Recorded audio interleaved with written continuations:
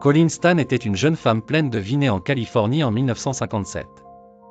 À l'âge de 20 ans, pleine de confiance et avide de nouvelles aventures, elle décide de faire de l'autostop pour assister à la fête d'anniversaire d'une amie dans l'Oregon.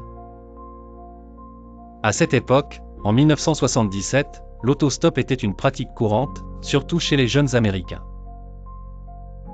Après plusieurs trajets sans encombre, elle est prise en charge par une voiture où se trouve un couple et leur bébé. Rassurée par la présence de la femme, Janice, et du nourrisson, elle monte à bord. Mais rapidement, le conducteur, Cameron Hooker, s'écarte de la route principale, et dans un moment de pure terreur, menace Colleen avec un couteau. Il lui passe sur la tête une boîte en bois, lourde et insonorisée, la privant ainsi de tout sens, de tout espoir. Cet événement marquera le début de l'un des plus longs calvaires d'emprisonnement dans l'histoire criminelle américaine. Colleen se retrouve enfermée dans une boîte minuscule sous le lit de Cameron et Janice, jusqu'à 23 heures par jour, pendant 7 longues années. Privée de liberté, elle subit les tortures physiques et psychologiques de Cameron, un charpentier dont l'esprit était rongé par des obsessions de soumission et de servitude.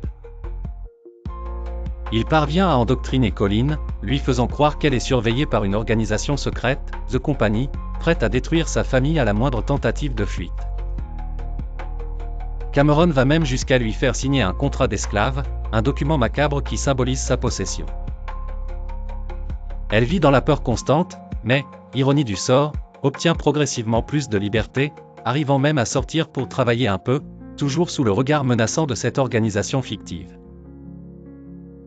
Finalement, c'est Janice, la femme de Cameron, qui met fin à cette horreur en avouant la mascarade à Colleen et lui révélant l'inexistence de The Company. Avec son aide, Colleen parvient à s'échapper et à retrouver sa famille.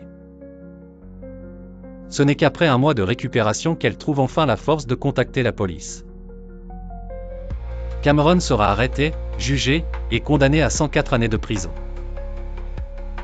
Si cette affaire a marqué les esprits, c'est parce qu'elle met en lumière les méandres effrayants de la manipulation mentale et la profondeur de l'emprise psychologique.